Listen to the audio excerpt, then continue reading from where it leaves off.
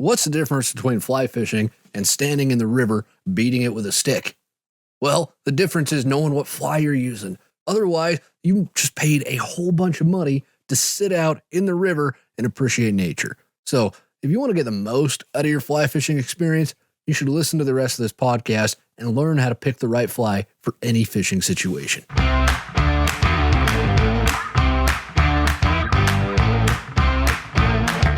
This is Untangled, fly fishing for everyone, presented by Ventures Fly Company. Hey everybody, welcome to it.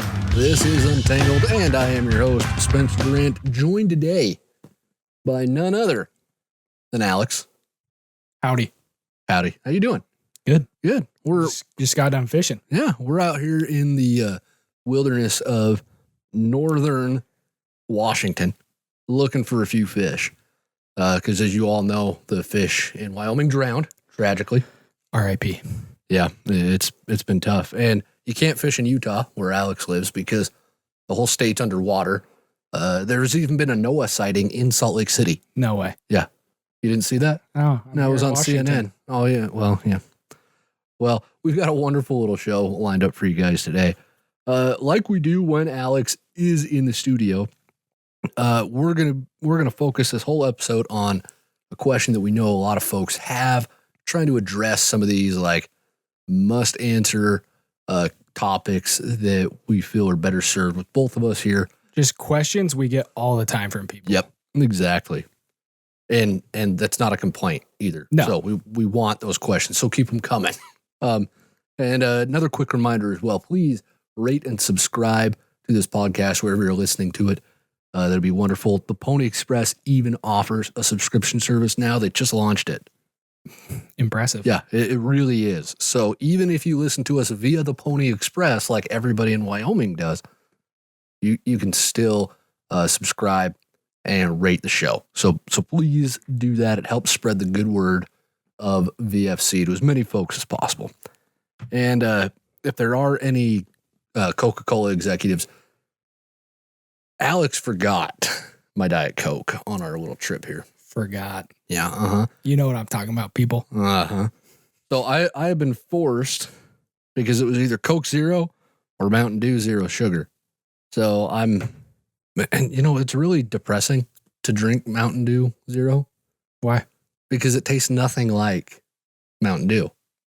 Is that true? It is. It just tastes like sadness, because you get the glimpse. You just get the tiniest taste of what Mountain Dew tastes like, and then it goes away. Yeah, I'm just trying to cut back on the sugar, so. Yeah, you really need it. You're huge.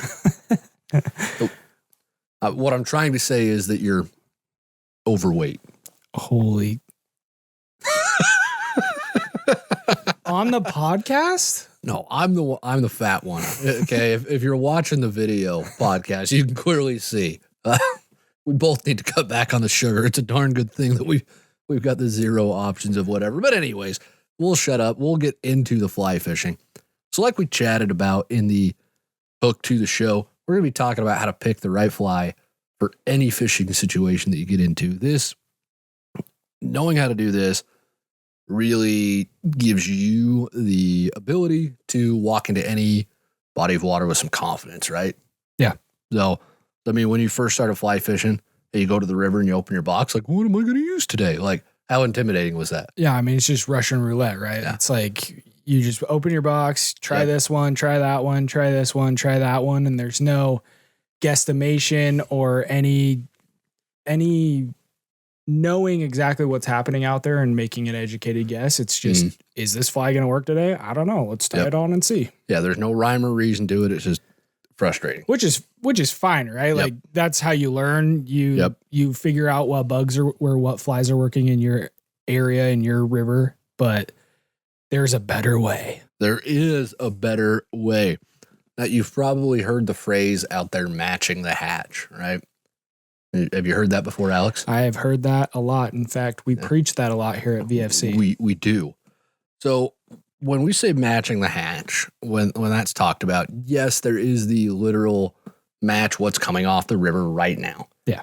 But there's also the matching what bugs are present, because they don't have to be quote unquote like hatching, like turning from the nymph stage into the dry fly stage. They don't have to be doing that for you to match the hatch, right?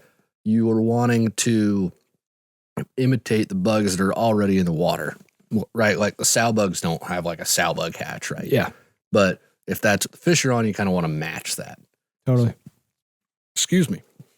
So there's some big points as you get into this that you need to remember. And we've touched on this in other podcast episodes. We actually have an entire ebook coming out about this very topic, about how to pick flies for any situation. So you can get that ebook. I'll be honest, it's freaking awesome. Spencer has spent a lot of time writing this up. There's a lot of really cool frameworks on how you can pick that right fly out of your box for any situation. And it's really accessible for a beginner. Like, you can read this book and you'll be light years ahead of other beginners if you go through this and you try to understand what Spencer is talking about. Oh, I appreciate that. And a lot of it too is we wrote this wanting it to be what we had when we started fly fishing. For sure. So, I mean, my dad and grandpa took me and taught me, but when I say took me and taught me, they stuck me in the river, said, "Don't tangle your line." And then they stomped off up the river. And that was the extent of my education for a lot of years, because they just wanted to fish, and I don't blame them. I'd do anything to get away from my grandma too. Yeah. Anyways, shots fired at grandma. Oh, yeah. We'll go with that one. But the ebook, and that'll be linked in the podcast description as well, so you can go pick that up. And it'll be available all over our socials at some point too. So VFC, wherever you find us. But I bring that up, just all the, and the ebook's free, by the way. So I'm not sitting here like, oh yeah, pay me the big bucks, for my $5. Woo. $4.99. We got to use that attractive pricing. Yeah. Give them a deal. Exactly.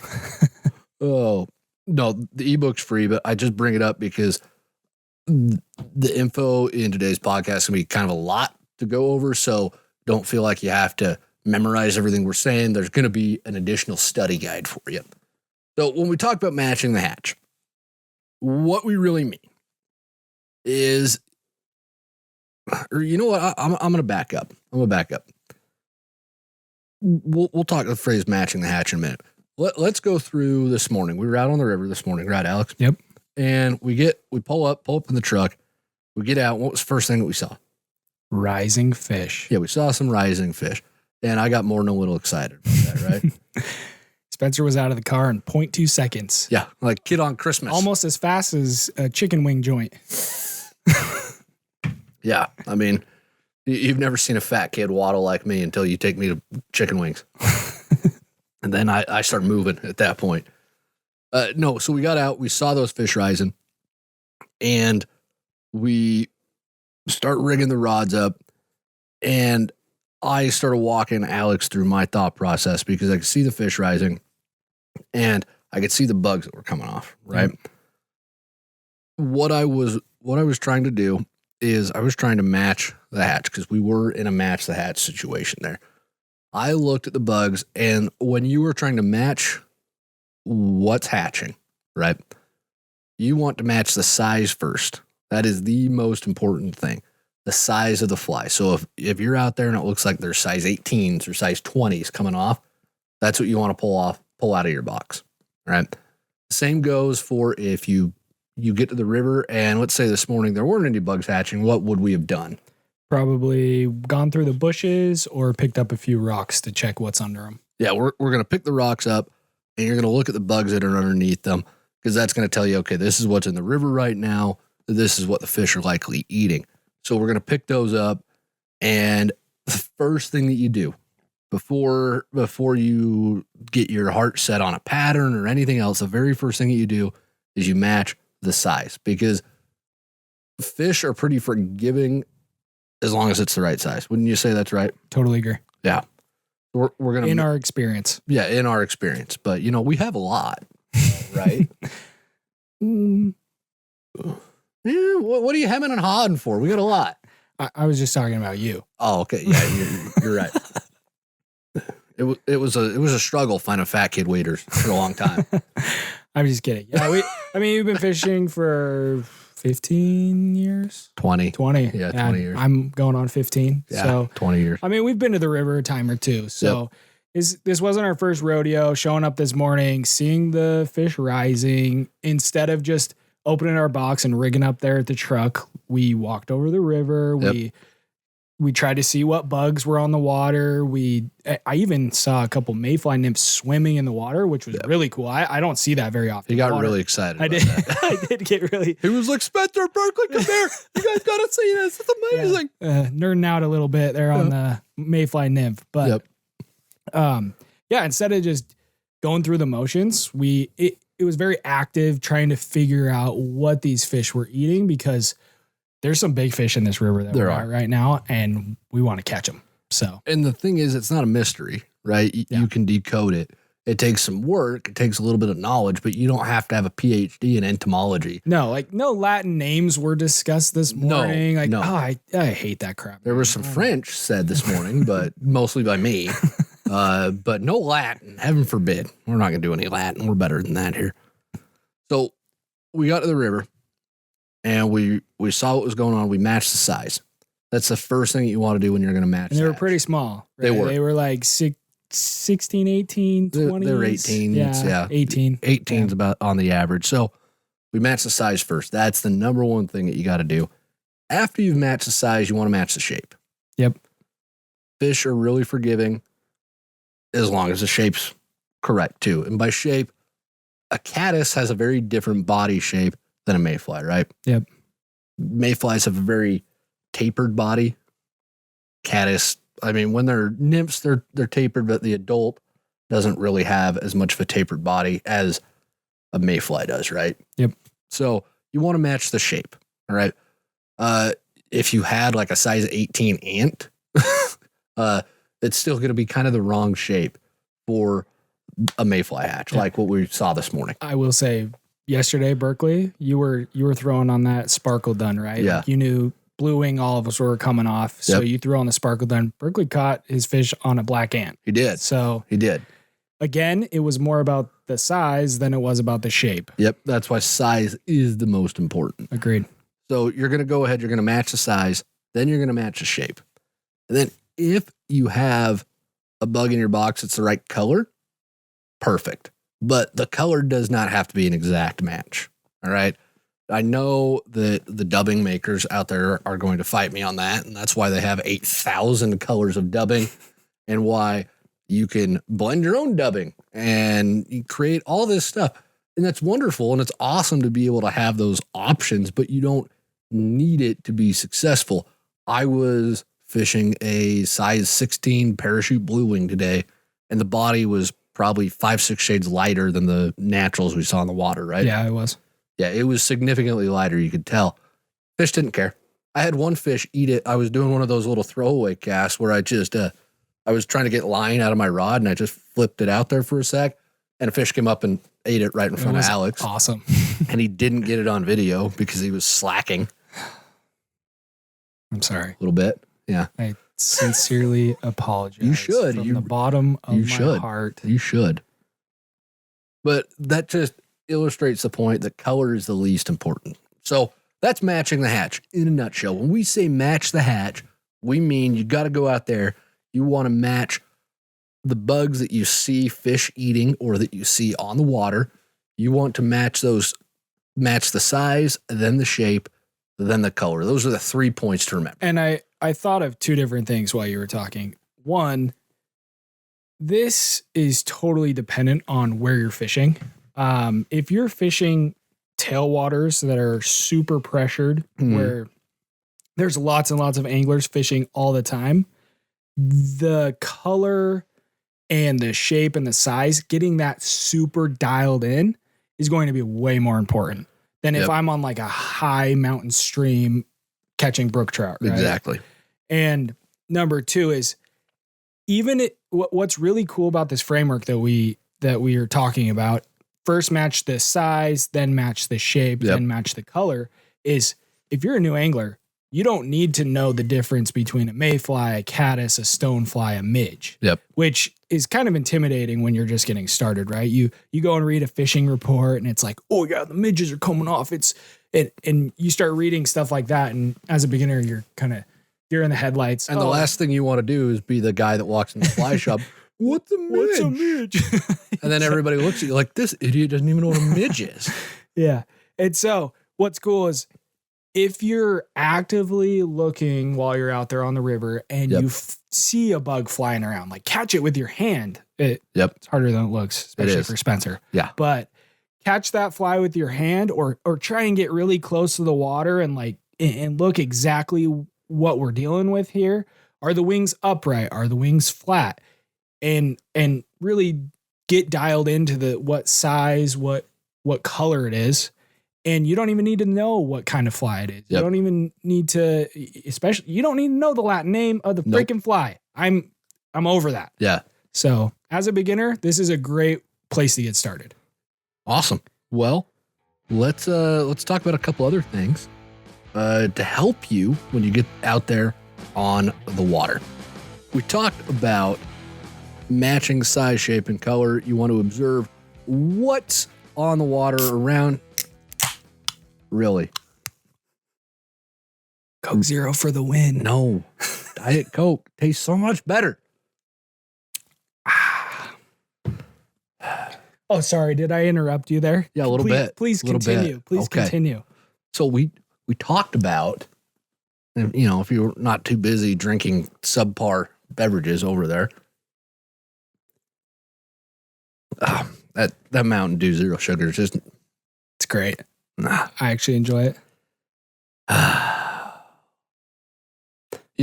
going to die anyways. Why don't we just drink the sugared stuff? Because then we have to waddle the river. I already do. Oh. Oh, shoot. So we talked about matching the hatch, how you can get down to the river and you can pick things. You don't have to know everything about a bug. All you have to be able to do is observe what's going on around you, right? Yeah. Look, see what's on, in, or around the water. We talked about turning rocks over and all that stuff, and then matching size, shape, and color. And so that's matching the hatch, right? Like that's a huge component of having success out on the water. Mm-hmm. I think, honestly, something that I continue to learn this over and over as the years go on. Uh-huh. I think presentation and the depth of where your flies are honestly maybe even more important. Oh, no, it certainly is. And a lot of very well-educated anglers have said this better than I ever have, but it's more often the presentation that's wrong than the fly. I totally agree with that. Like yesterday, for example, with Berkeley fishing his little beetle or ant or whatever it was, the presentation was good enough. And, this river, there's a lot of terrestrials up here too. So the fish are used to seeing those and bugs. Technically, it probably was matching the hatch because it was pouring rain yesterday, and you would imagine that some of those ants got washed into the river a little bit. So. Exactly. So, but I guess the point I was trying to make is presentation and depth. So you have bugs that are floating on the water surface, right? During a hatch, you have bugs that are floating on the water surface. Mm-hmm. You also have bugs that are rising to the surface. Yep. And then you also have bugs that are living on the riverbed. And so when we roll up to the river this morning, tell them what happened. So we're up the river this morning and we see the rises going down. The fish are coming up and they're eating off the top, but it's not your typical like dry fly rise. Like we think you don't see a lot of the fish coming out. They weren't very splashy rises. They're very subtle. They were refined. They were graceful. Those fish were wearing tweed. All right. that's what kind of rise these were going on for us. And that segues us into the big point here. The other part of learning what fly to use, especially when it gets to dry flies, picking the right nymphs usually. I mean, and the Euro nymphing crowd might come at me for this. It's a simpler game than dry flies a lot of the time, I think. I think so. So the fish, I mean, the fish are going to eat a wider variety of nymphs, but when they're keyed in on a dry fly hatch, they will, like today I had a couple of fish just flat out refuse one of my flies because it was the dun and they didn't want the dun. And the dun, for those who don't know, the dun is the adult. It's the fully winged version of your dry fly. So if you hear me say the dry fly or the dun, you can use those interchangeably, right? But I had fish completely ignore the dun because they were focused on the emergers. And we could tell that from the rise forms, right? The rise form is the ring and the ripple the trout makes when it comes to eat a bug off top of the river. And learning to decipher those rise forms, it's a little bit of work. This was a total game changer for me when I learned about this. It's work, but it's a game changer because all of a sudden you don't just tie on a dry fly drifted over a fish like 8,000 times and wonder, why is he not eating it? Yeah, you don't show up to the river, you see fish rising in air quotes, right? Mm-hmm. And, I dry fly. Like, let's go, dry fly.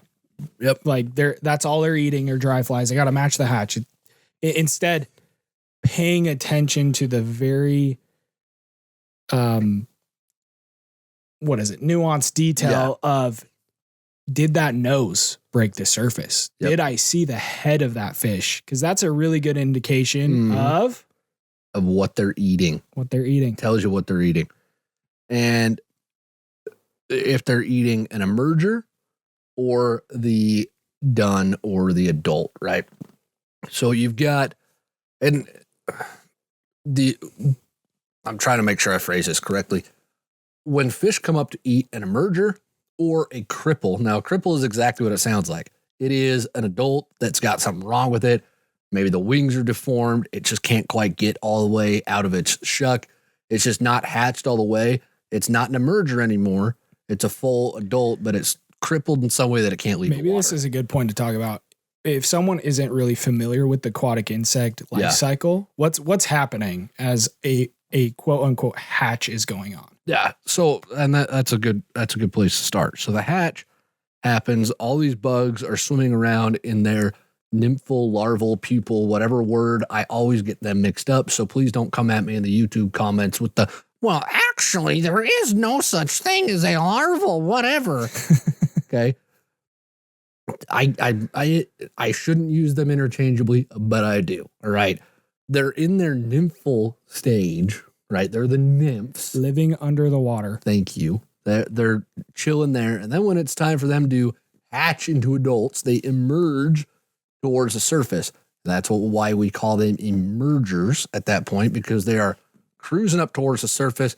They get kind of stuck in the surface film. Their wings are busting out of their wing cases, and they are getting ready to go off into the world and propagate the species. But they're not quite there yet. They're emergers. This is their teenage angst phase. They've got acne. They're listening to AC/DC, right? They're drinking full sugared Mountain Dew. Okay. They're the rebellious little punks at that point.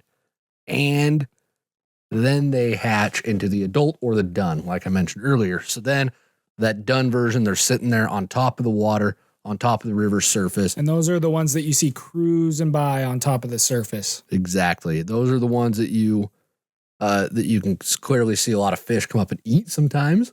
But the way that a fish rises to eat tells you if it's snacking on that emerger or if it's snacking on the dun. And that is the key when we talk about rise forms to deciphering them. Is you can tell by how it's coming up to eat if it's eating the emerger and the cripple, because those rise forms will look almost exactly the same versus the dun.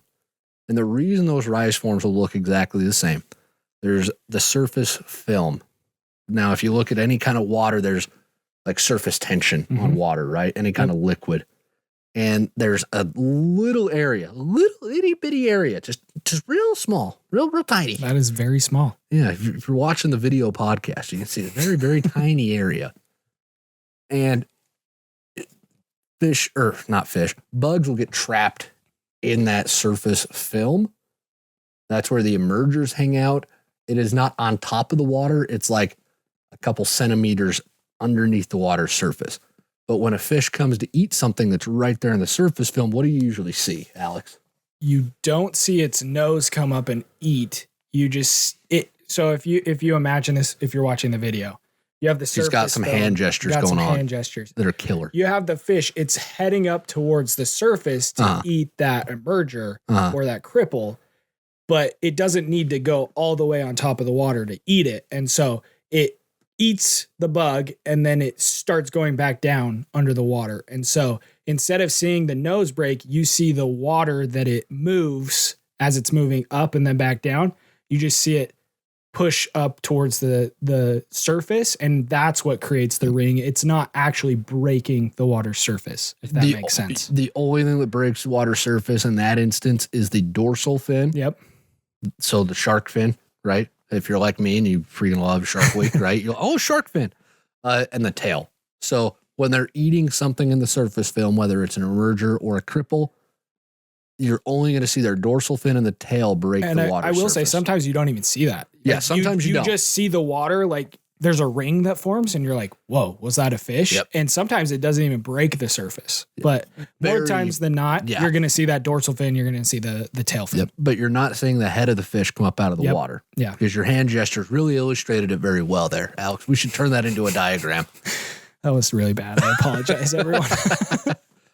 But then if they're coming up to eat the dry fly, though, that is what our classic dry fly rise looks like. We all know what that looks like because we've all seen some kind of fly fishing footage, right? They're coming up and it's kind of at that Green River rise. Fly Fisher. Yeah, seriously, Green River Fly Fisher on Instagram. Really, really good buddy of mine. Yeah, check him out. Really epic dry fly eat. Yeah, one of the best fishing filmmakers in the world. Yeah, incredible guy.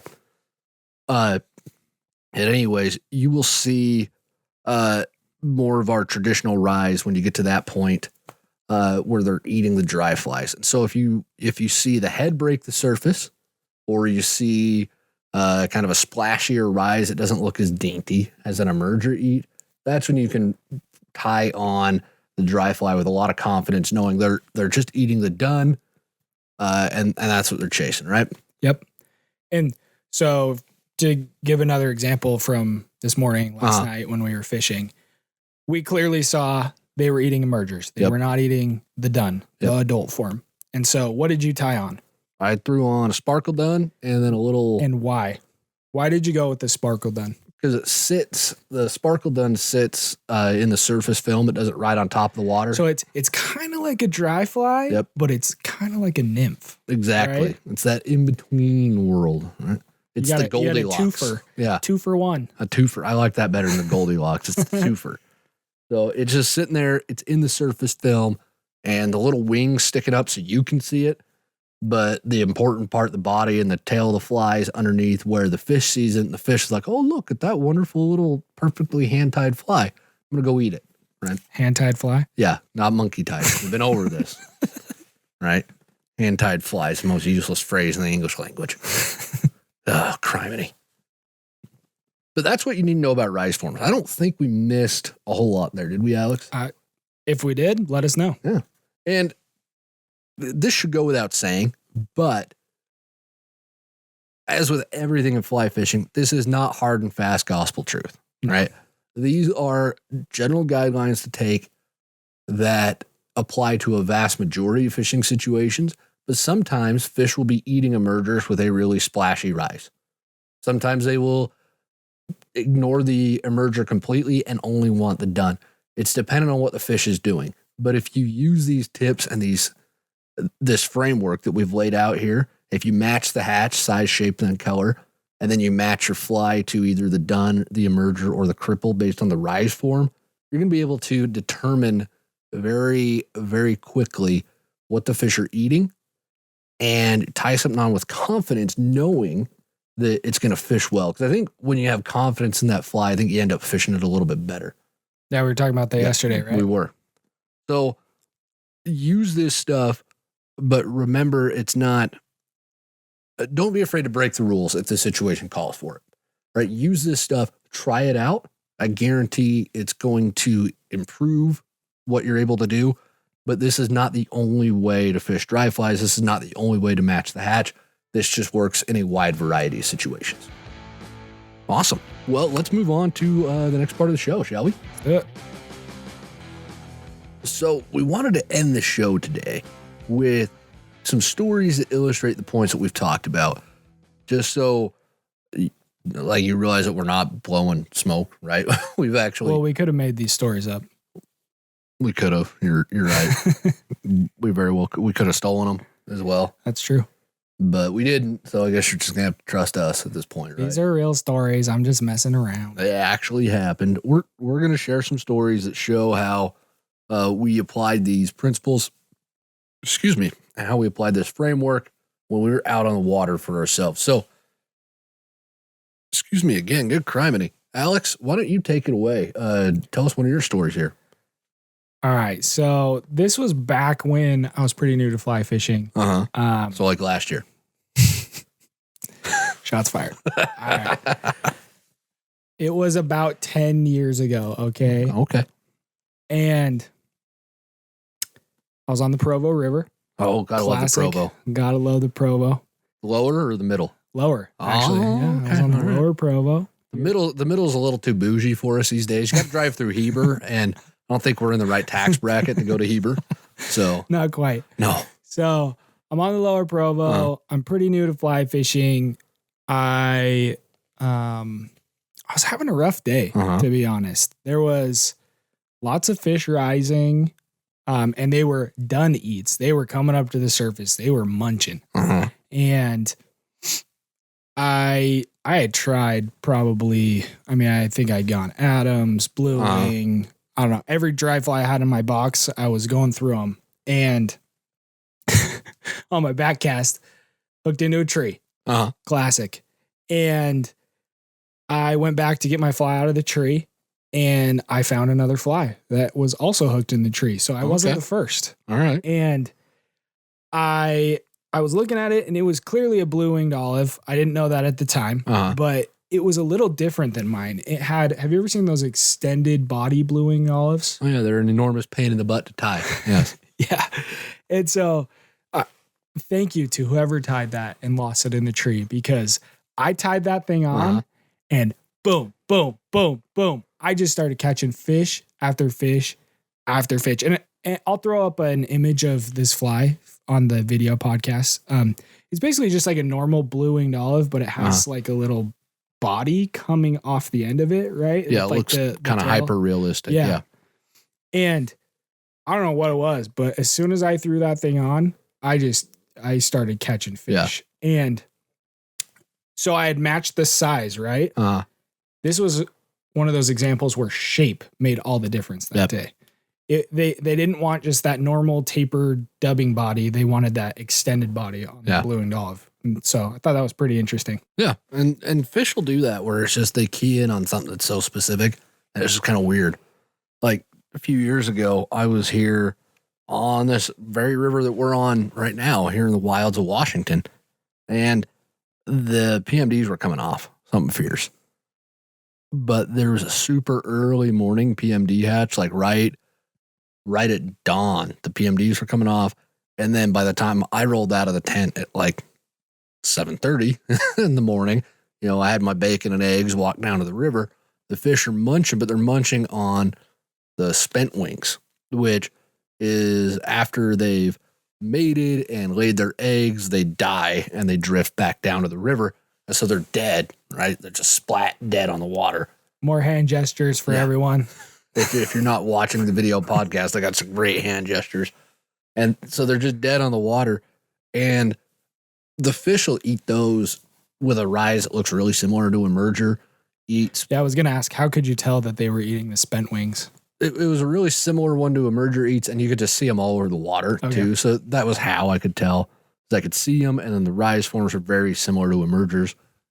And so I tied on some spent wings, and I fished like the whole morning with spent wings.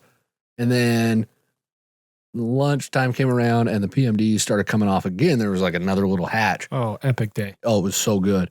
It was one of the best PMD hatches. No, the best PMD hatch I've ever fished. And so fun. Oh, it was wonderful. Well, they start coming off. And so I think, well, okay, I need to tie an emerger on, right? Because the fish are probably going to want the emerger eats, but the fish ignored them. They only wanted the duns. And then they shifted about 5, 6 in the evening, they shifted back to the spent wings. They completely skipped the emergers or the cripples. They It's super interesting. didn't want them. The bugs didn't skip it, obviously. Yeah. Right? The bugs aren't going to skip that stage. They have to. They have to do that.